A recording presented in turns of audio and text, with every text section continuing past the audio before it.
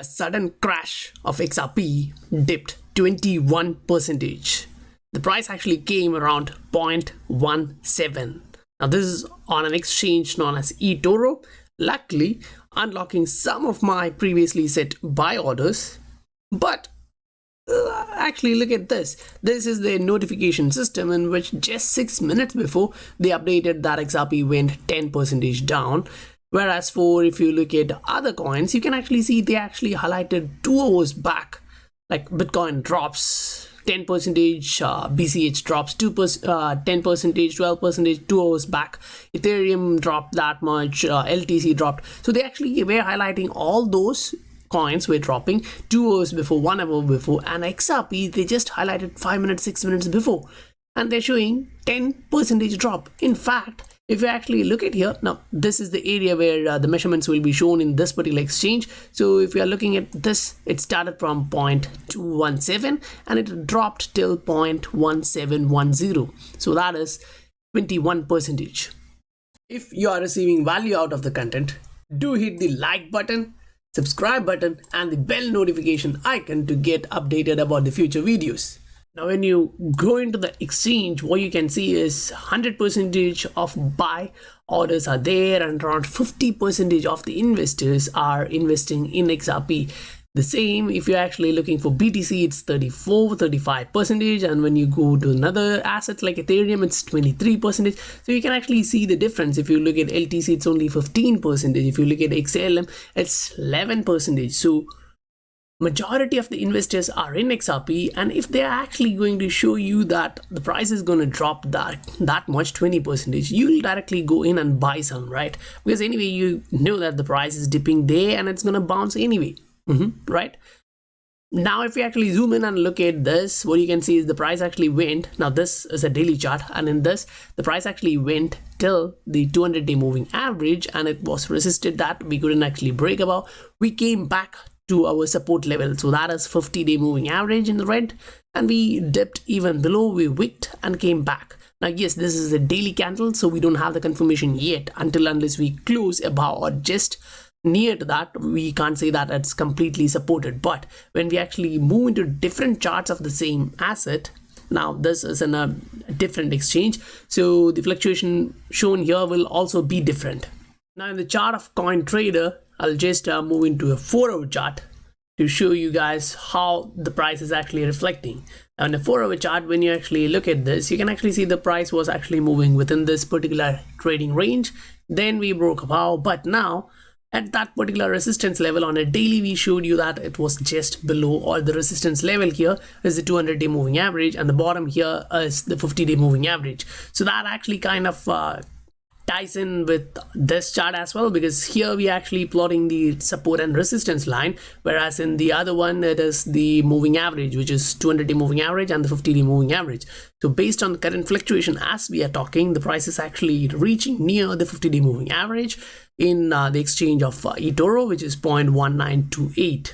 Now this is a daily chart of XRP, and based on the fluctuation which we can see here, the target should be around 0.18 area. Now in different exchanges the fluctuation is different, but in this one we haven't actually reached that area yet. But do keep in mind that the price can actually wick even lower and then move high. So before moving higher, if it's actually wicking down into that area, keep an eye. If you are actually putting buy orders, be cautious, because if the price is actually coming back and closing below this on a daily candle, that is a giant bear signal, because this area, and if you're coming back down here, up means around 15 to 20% on a daily close to the downside, meaning we are coming back into this particular trading range. So the story kind of changes there. But if we are actually closing above this particular line, that is actually still bullish, because if you look at the move from the bottom here of 0.12, then we came up here around 0.19, then we came back down around 0.175, and we pumped to 0.23. Now we are retesting this particular previous resistance, now turned into support. That's 0.185, 0.19 area. So if we can hang around and close the day there and then consolidate 1 or 2 days and move up, that should be a positive sign. When the price is playing like this, moving like this, blinding the eyes of many investors, there are information which we should actually remember, or at least remind ourselves, that we have invested in an asset which has this much of fundamentals, because no other digital asset as of now has these fundamentals.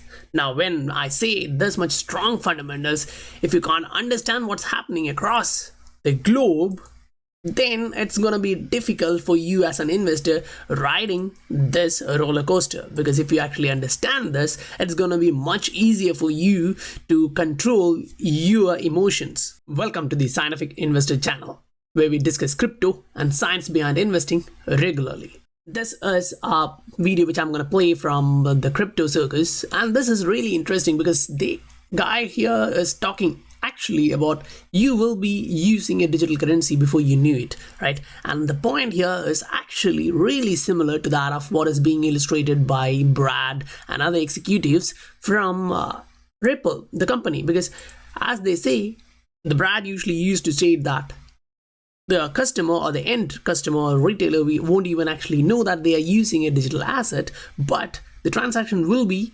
executed through that digital asset. So if you listen to that, you'll actually get the idea. Without hardly even noticing it. For example, when you buy that cup of coffee at Starbucks and you pay on your mobile phone, it could be that the application program interface in your phone last week flipped from using your bank account to a payment system based on digital currencies. And you might have gotten a brief notice with 5 pages of fine print saying, I agree at the end. And as long as you hit that button, you just made that transition without noticing it.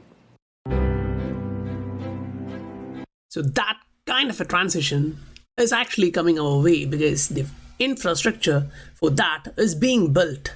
And as we know, we actually already talked many times about XRP being a base currency and a reserve currency for all the global payment systems, and it is actually happening. Recently, we actually talked about many different partnerships of R3 with banks, central banks, corporates, and all the different types of entrepreneurs, right? They are actually coming towards this. So when the enterprises are actually entering here, you should actually keep in mind that it is a different system, right? There is a lot of different ecosystems which has to actually communicate with each other. Now, the communication here, it's not only information, it's also value. The movement of value is there, and that's where the Interledger Protocol, ILP, comes into play.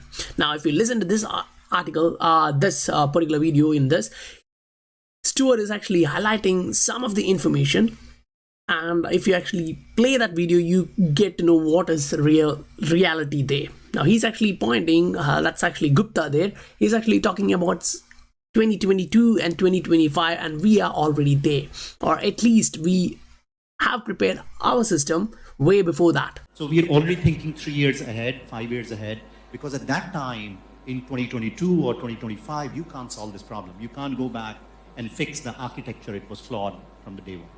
Talking about it, but 1 or 2 years later, when we'll have conferences like this, we'll not talk about the tech, we'll not talk about adoption on network, but we'll talk about interoperability. Like, for example, just hypothetically, right? Because the ACH system or the NEFT system or the RTGS system, the IMPS system were built in different time zones. They are not interoperable. And that's true about every single country. I'm not just talking about India. But tomorrow's system have to be interoperable, and they have to work with the legacy world and the modern world. So the way it is being built, I mean, the infrastructure is being built is actually to coordinate and correspond with the legacy system and the modern world system. So as you can see in the illustration actually provided by XRP Joker, it's really clear, right? Ripple's transfer are point to point and it executes within seconds. So within that, you can actually see how it actually goes.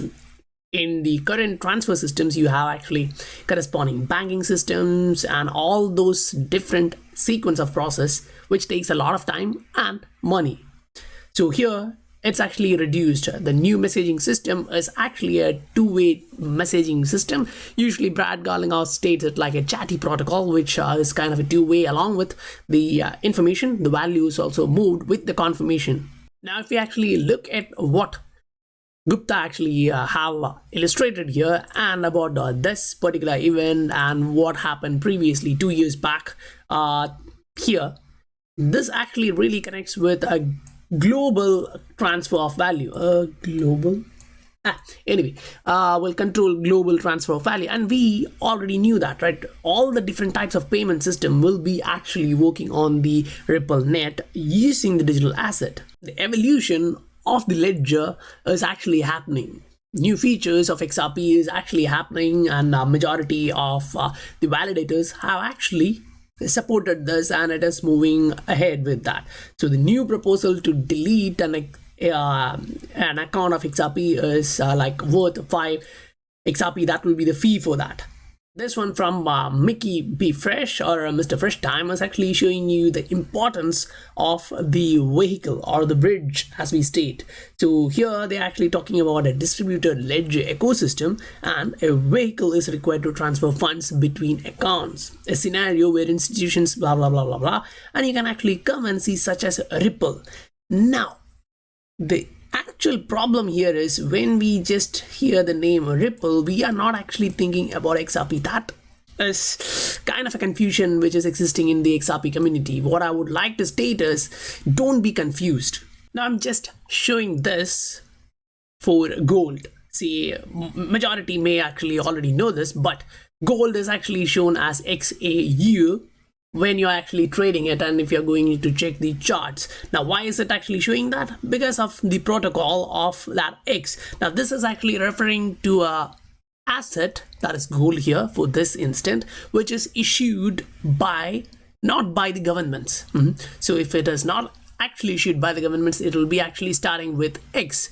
So the company Ripple already knew this years back when they were actually doing this, and that's the reason they are showing XRP. So the coin is actually known as Ripple.